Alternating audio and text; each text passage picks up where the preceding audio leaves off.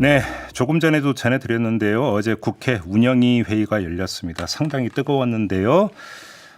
이 자리에서 용산 인사들에게 질문을 했던 분 가운데 한 분을 지금 스튜디오로 모셨습니다. 윤건영 더불어민주당 의원인데요. 관련 이야기 좀 나눠보도록 하겠습니다. 어서 오세요. 네, 구로울의 윤건영입니다. 어제 회의는 몇 시에 끝났어요? 한 10시 한 40분? 그래요? 12시간 넘게 했네요. 예. 많이 지쳤습니까? 듣고 있는 게 지치더라고요. 듣고 있는 게? 예. 성의 없는 답변과 무성의한 태도를 보는 것 자체가 되게 지쳤습니다. 알겠습니다. 좀 하나하나 좀 여쭤볼게요. 일단 최상병 사망 사건 수사외압 의혹 네. 관련해서 뭔가 좀 유의미한 성과가 있다고 평가를 하십니까? 네, 저는 실체적 진실의 윤곽은 드러났다라고 생각을 합니다. 그래요? 중요한 날짜가 두 가지가 있는데 첫 번째는 31일 소위 말하는 대통령의 경로가 있었던 날. 안보실 회의가 있었다는 그날. 안보실 회의가 있었는데 이날 집중적으로 이루어진 게 뭐냐고 하면 국방부 장관에 대한 전화였어요. 안보실장과 국방비서관, 용산의 국방비서관이 국방부 장관과 국방보좌관에게 집중적으로 전화를 합니다. 그래서 그날 예고되어 있었던 언론 브리핑이 취소가 되고요. 모든 게 취소가 됩니다. 그리고 핵심적인 날이 바로 8월 2일이죠. 대통령이 움직였던 날. 대통령이 7번 전화하고 했던 날. 이날 용산 대통령실 관계자가 전화한 게 39번입니다. 8월 2일 하루에만? 8월 2일 하루에만. 그런데 그게 어제 용산 관계자들의 변명은 우즈베키스탄 방산협력 때문이다라고 이야기를 했거든요. 그런데 공직기강 비서관이 무슨 방산협력하고 관련이 있고 우즈베키스탄하고 무슨 관련이 있습니까? 그 7월 31일 회의에서 보고도 없었고 화낸 적도 없다. 이게 김태호 1차장의 어제 답변이잖아요. 네. 그건 어떻게 받아들이죠? 저는 좀 이상하더라고요. 다른 건 다 기억이 안 나는데요. 그분이 오래돼서 기억도 안 나고 우선 김태호 차장이 당시에 근무했던 유일한 사람이거든요. 어제 출석했던 사람들 중에서 김태호 차장한테 질문이 집중됐는데 본인은 오래돼서 다른 건 다 기억이 안 난다는데 7월 31일 것만 기억이 나나 봐요. 그러면서 보고도 없었고 경로도 없었다라고 하는데 저는 그 자체를 신뢰하지 않습니다. 왜냐하면 어제 저희 의원들이 7월 31일 날 대통령이 참여하는 회의니까 기록이 있을 거 아니냐. 기록? 예. 회의 속기록? 속기록이 있을 거다. 그걸 보면 되지 않겠냐라고 첫 질문을 하니까 김태호 차장이 속기록 같은 거 없습니다. 기록 자체가 없습니다. 녹취나 이런 게 없습니다. 라는 식으로 이야기를 했어요. 그래서 제가 물어봤죠.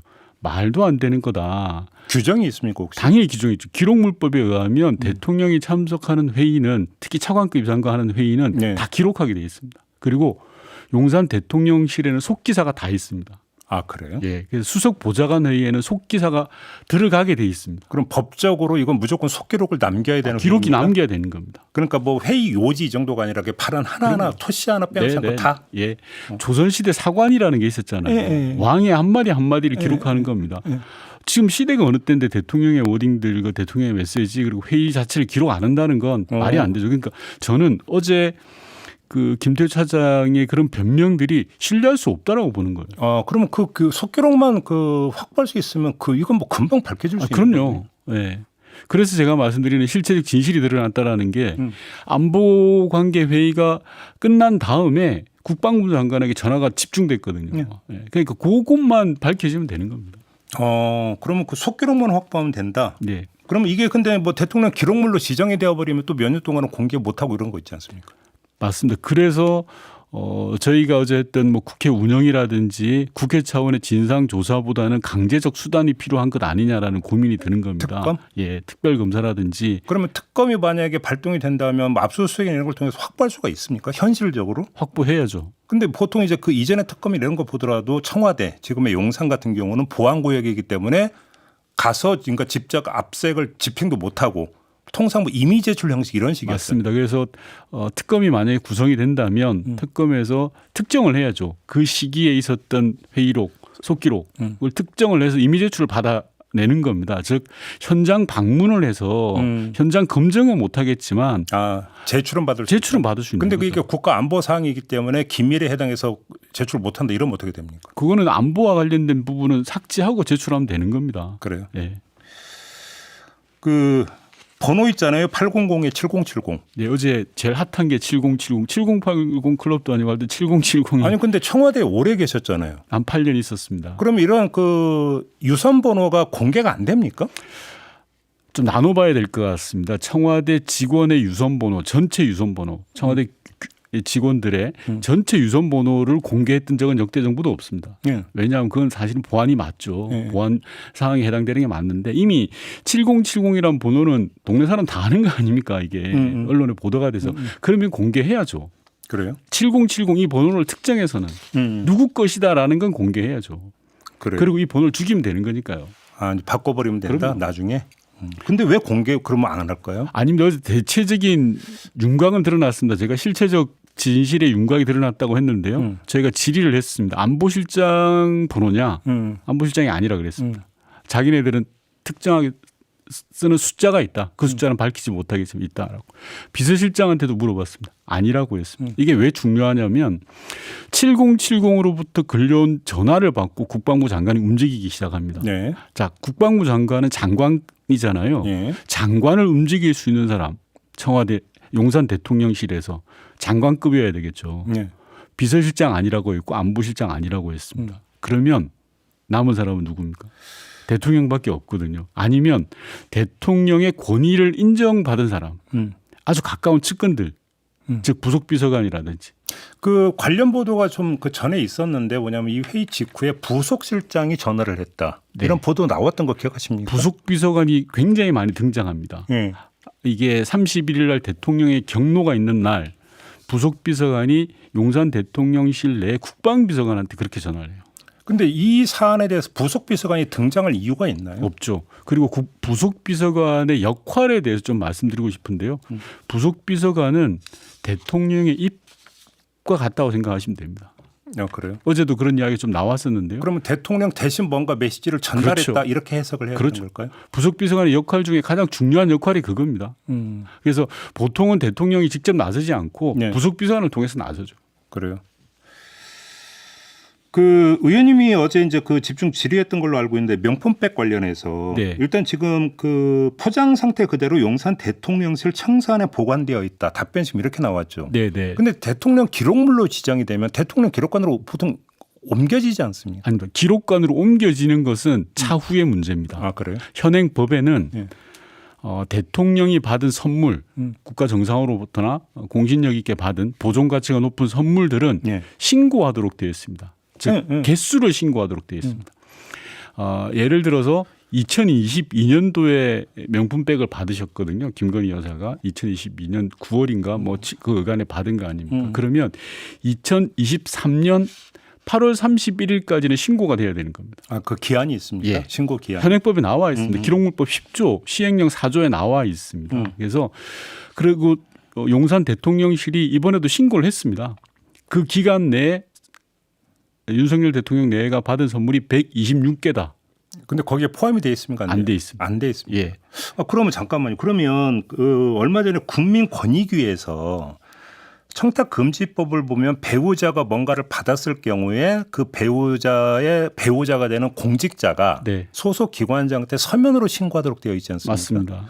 근데 이제 이게 만약에 대통령 기록물로 지정이 된 거라면 그 서면 신고를 한 것으로 가름한다. 맞습니다. 권익위의 해석은 이거였거든요. 예. 그럼 그게 아니라는 얘기죠. 안 돼 있는 겁니다. 즉 선물 대장에 기록돼 있지도 않고 예. 제가 조금 전에 설명드린 것처럼 기록관으로 대통령 내외가 받은 선물의 개수를 보고하도록 돼 있는데 그 개수 안에도 포함되어 있지 않는 겁니다. 그럼 이건 청탁금지법 위반이 되는 거죠. 당연하죠. 그래서 제가 어저께도 질의를 했던 내용은 받을 때는 뇌물이었던 것 같다. 네. 그런데 이게 문제가 되니까 기록물로 변조시킨 거다. 이건 변주를 시킨 거다라고밖에 볼 수 없는 거죠. 합리적 의심이. 왜냐하면 당시에 받았을 때 선물이고 대통령 기록물로 인식을 했다면 당연히 그 보고해야 되거든요. 바로 했겠죠. 당연히 하고 그 기록이 남아 있어야 됩니다. 네. 근데 그 기록도 없고 여전히 지금 용산 대통령실에 들고 있다는 거 또 하나 더는 당시에 명품 가방만 받은 게 아니라 값비싼 술이라든지 화장품이라든지 다른 책 같은 것도 다 있었거든요.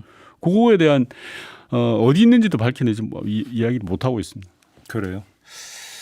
알겠습니다. 또 하나 이제 그 김진표 전 의장 회고록 내용 있지 않습니까? 네. 처음에 용산에서는 왜곡됐다고 이제 이렇게 입장을 내놨다가 어제 이도훈 홍보수석은 사실이 아니다. 네.